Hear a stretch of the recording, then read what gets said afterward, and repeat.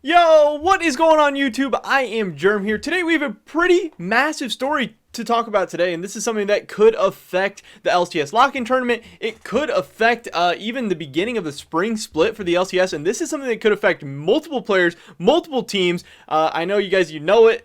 You don't love it, you hate it, but it's visa issues which are creeping up upon us once again, obviously with the COVID-19 pandemic making things even more difficult, travel restrictions, and then just on top of the normal kind of visa shenanigans.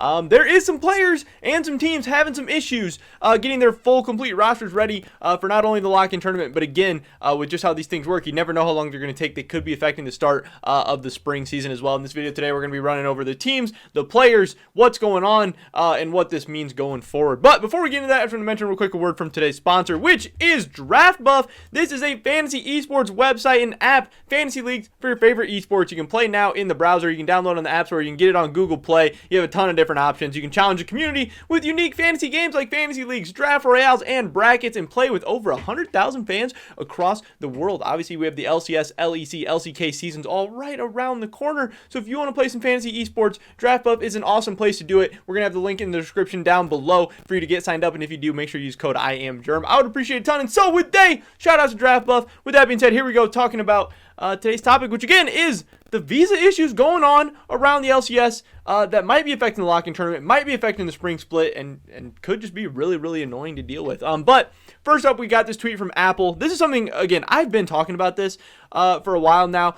We saw TSM's Academy support Xerxe having some visa issues. We saw Alfari having some visa issues. Even though Team Liquid fans on Reddit did not want to admit it, that I was right about that situation, even though I got flamed for saying that visa issues were going around the LCS, and oh, I'm just speculating, no, I'm just talking out of my ass, whatever people wanted to say. You know, we're seeing more and more that these things are happening. So I was trying to tell you guys, you know, hey, maybe you'll start listening to me. I don't know. Do whatever you want to do. But we saw some other teams having some visa issues. People have been able to overcome them. Obviously, Alfari got his stuff straightened out. He's going to be ready to go for the lock-in tournament. That is awesome. I love to hear that. But there are other players, other teams dealing with this stuff. So Apple had tweeted this out. If you guys haven't already, definitely go check him out on Twitter. Give him a follow. He's an awesome source. Immortals seems to be having issues getting Xerxe, Raze, and Destiny into the States for lock-in. It seems very likely that they'll be running with Revenge, Potluck, Insanity, Keith, and Joey for the lock-in tournament. Now again, with how this stuff goes, you really don't have a great idea of how long it's going to take to get these visas done. Sometimes teams have a hunch of whether it'll be getting done soon or if it'll take a little longer. So, you know, Immortals is having backup plans ready. Obviously, on paper, I think this roster looks terrible. I'm not sure if it would be worse than Golden Guardians. It would have to be interesting to see how they stack up. But man, that sucks. Because Xerxe was going to be really cool to watch him come over and play, see if he can kind of regain some of his old form from the previous years in NA, or if he's going to kind of be the same not so good Xerxe that we saw last year in the LEC.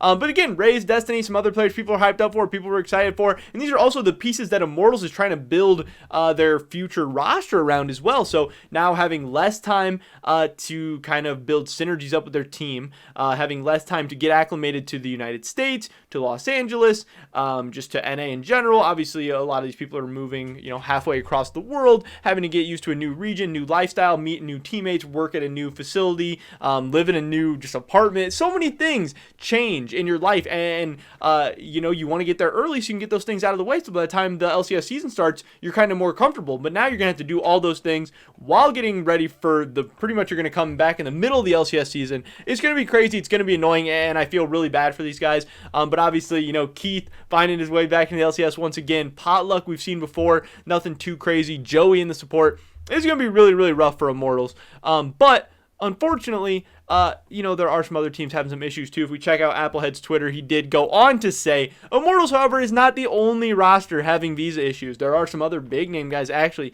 CLG, he says, will not have Broxah Finn. I would say may not have Broxah Finn. Again, I'm not sure how confident he is about this, what exactly he's hearing. But it's my understanding that these things could be resolved at any time.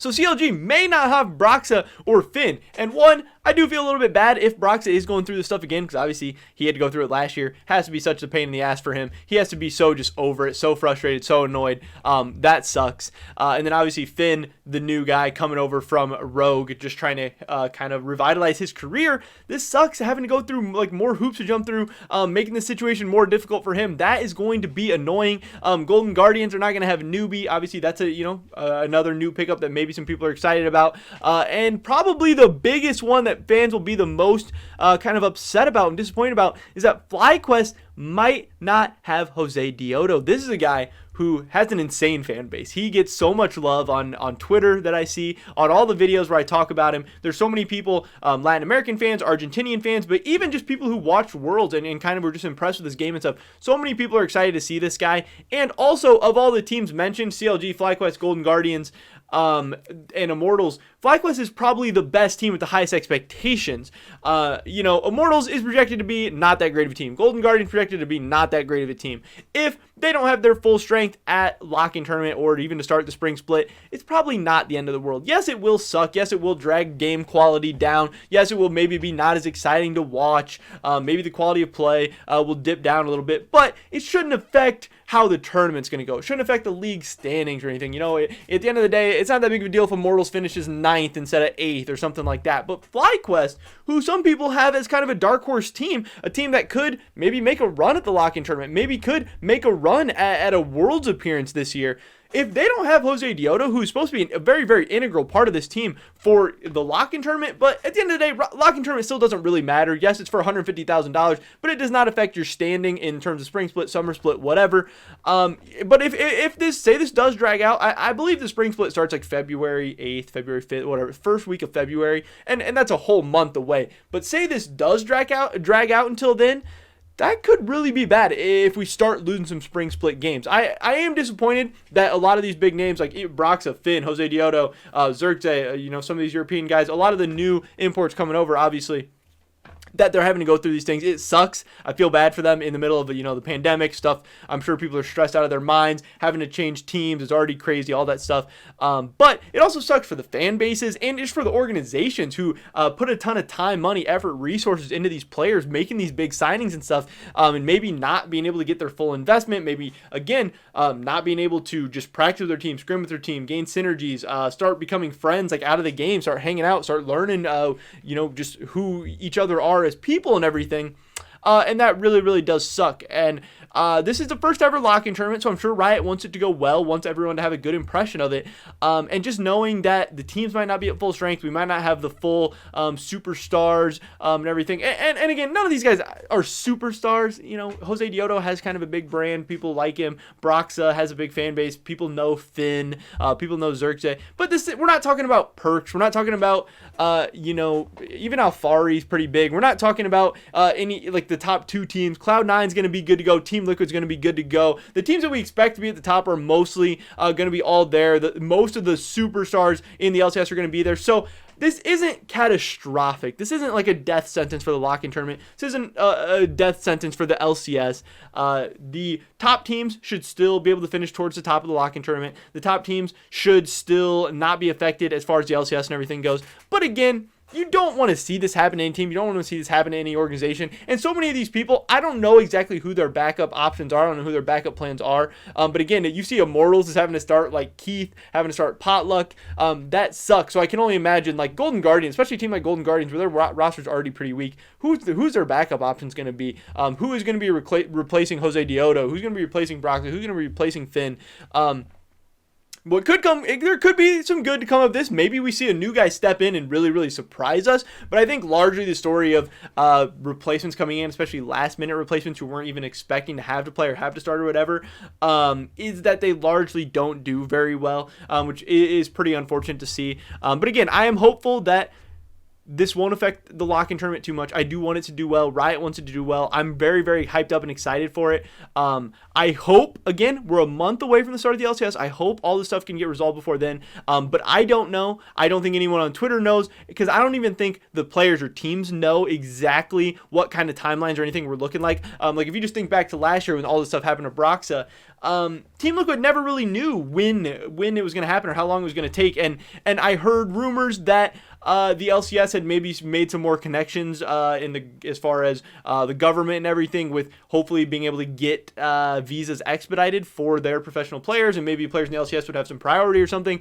But maybe that seems to not be the case. Again, you never know. Is it mismanagement by the teams, by the orgs, by the players? Are they doing something wrong, or is it straight just unlucky and these just things kind of happen?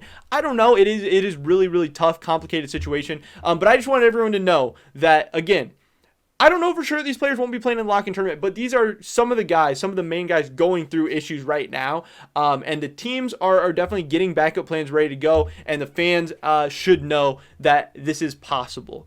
Just like I said with Alfari, yes, he did end up getting his visa straightened out. Yes, everything did end up working out for the best, and that's awesome. But the possibility was there for it to not work out, and now we're seeing that with more and more guys as well. Again, I don't think you need to panic. I don't think it means the lock-in tournament's screwed. I don't think the LCS is fucked, anything like that. But it is a little bit disappointing. It is a little bit sucky, but hopefully we should still be good to go, because I think the top teams and most of the teams that have the huge fan bases, the teams we expect to be the best, should still be ready to go, should still be a ton of fun. But just know that there are visa issues happening out there, so hopefully we can get these things straightened out. But that is pretty much it for this video today, guys. Definitely drop a like if you enjoyed it. Leave a comment down below. What do you think about this whole situation? Do you think the visa issues are going to ruin the lock-in tournament for you, going to ruin the LCS for you, or do you not really care? You think it's going to be okay, or anything in between? I'd love to hear your guys' thoughts and opinions on anything we talked about in today's video. Subscribe to stay updated on all my latest content. Remember to check out Draft Buff. Use code IAMGERM if you do so. Hopefully catch you guys in the next one. But until then, peace.